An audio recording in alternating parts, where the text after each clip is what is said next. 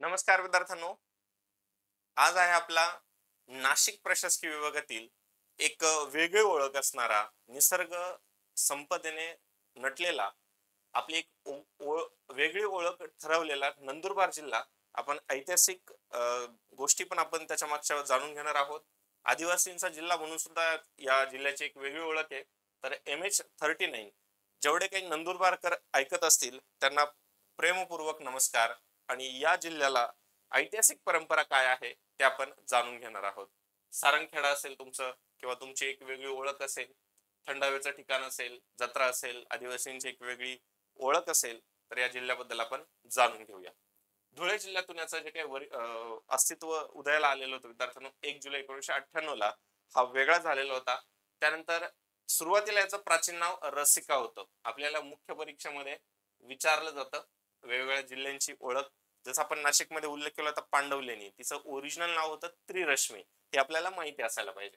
आलं लक्षात?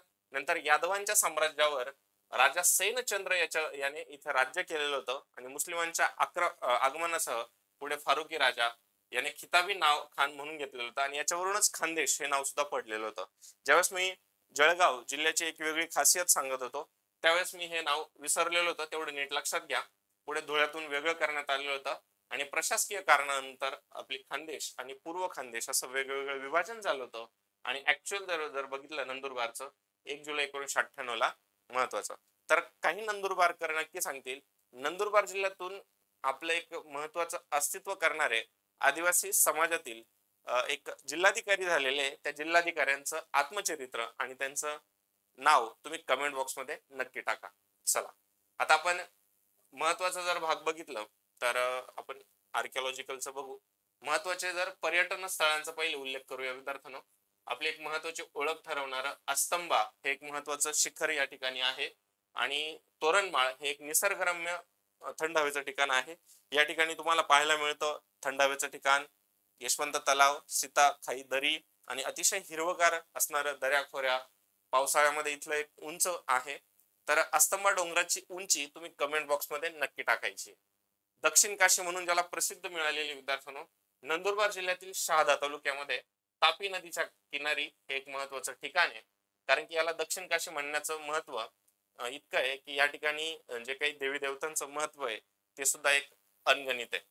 त्यानंतर आपण पुढे बघितलं, आता या रत्नाचा मी उल्लेख का करतोय, कारण की शाळेमध्ये असताना आपण नंदुरबारचा जो आपला शिरीष कुमार आहे, शिरीष कुमार मेहता, या बाल क्रांतिकारकानं डायरेक्ट ब्रिटिशांना सांगितलं होतं की गोळी चालवायची असेल तर माझ्यावर चालवा. हे असं निधड्या छातीने जाणारा, सामोरा जाणारा शिरीष कुमार आपल्याला काही गोष्ट, त्यागाची गोष्ट सांगतो. ते सुद्धा आपल्या नंदुरबारचं विद्यार्थ्यांना. बालक्रांतिकारकांमध्ये आपल्याला 3 नाव आणखीन लक्षात ठेवावं लागेल. शिरीष कुमार आपण तर नाव लक्षातच ठेवतो. धनसुखलाल वनी, घनश्याम दास, शशीधर केतकर आणि लालदास यांचाही जागेवर मृत्यू झालेला होता. अशा या त्यागाला, या बालक्रांतिकारकांना, कारण की त्यांचा जन्म माझ्या माहितीनुसार 1926 चा आणि 1942 मध्ये घडलेली ही घटना.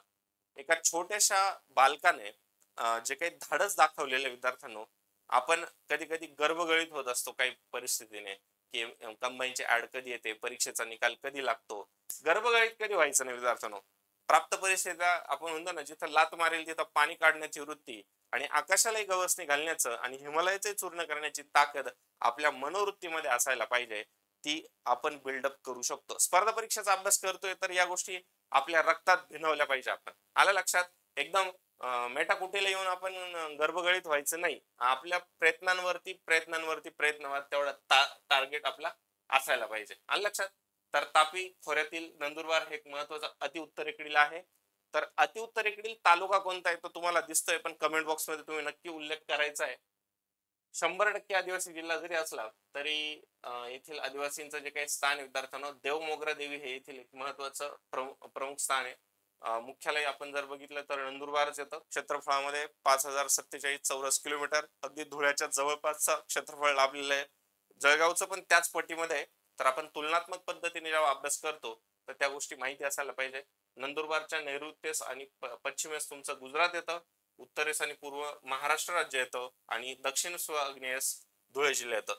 तालुक्यांचा जर आपण उल्लेख केला तर नंदुरबार एक तालुका आहे, नवापूर एक तालुका आहे, शहादा, तळोदा, अक्राणी, ज्यालाच आपण धडगाव, अति उत्तरेकडील तालुका आला तर धडगाव आणि एक अक्कलकुवा. तर आमच्या नाशिकवरून कंटिन्युअसली बसेस चालू असतात आणि माझं घर हायवेलाच आपला जो NH30 आहे, सॉरी नॅशनल हायवे 3, आता त्याचा 848 झालेला आहे. तर या गाड्या कंटिन्युअसली दिसत असतात, शहादा, तळोदा, अक्कलकुवा.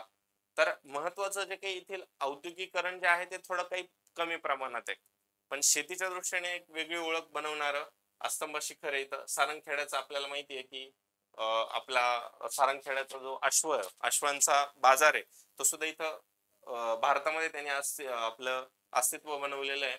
आणि शहादा तालुक्यात तापी गोमाईवरील प्रसिद्ध खानदेशची जी काशी आपण त्याला म्हणतो दक्षिण काशी, ते सुद्धा वसलेलं आहे. कोणत्या 2 नद्यांचा संगम आहे. तापी नर्मदा येथे मुख्य नद्यांचा प्रवाह नंदुरबार जिल्ह्याला लाभलेला आहे.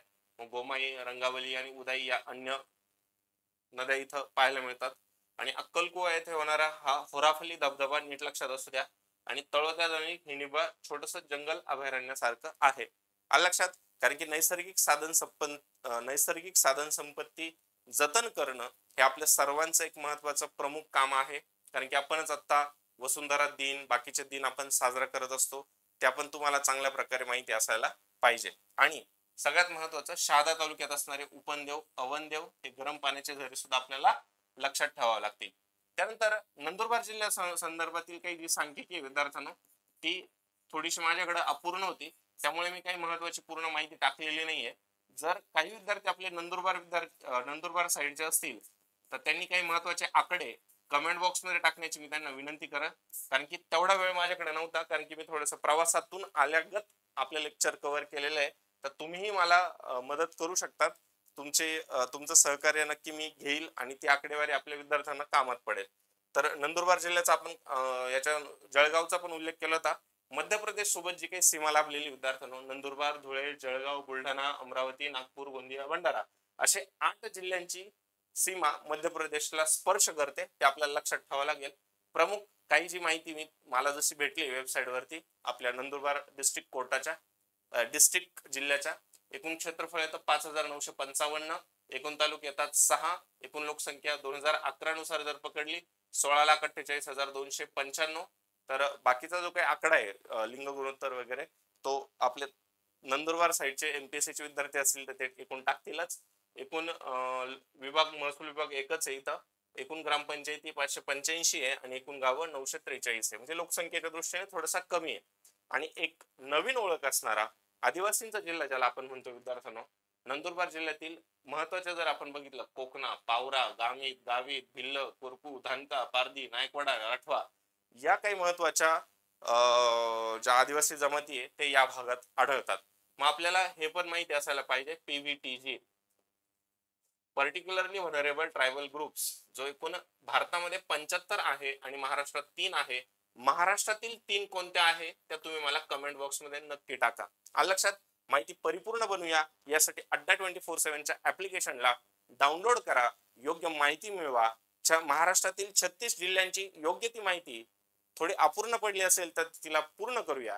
कारण की आपल्या संस्कृत श्लोकांमध्ये म्हटलं जातं, पूर्णस्य पूर्णमादाय पूर्णमेवावशिष्यते. थोडीशी आज लोकसंख्येची जी माहिती आहे ती टाकायची कमी पडलेली आहे, ती आपल्या नंदुरबारकर काही जे MPSC चे विद्यार्थी आहे ते परिपूर्ण करतील. तर डेली क्विजेस तुम्हाला उपलब्ध आहे. शेअर करा, कमेंट करा, सबस्क्राईब करा आणि ही माहिती प्रत्येक नंदुरबारकरांपर्यंत पोहोचवण्यासाठी सहकार्य करा. आता घेतोय रजा. Take care. जय महाराष्ट्र.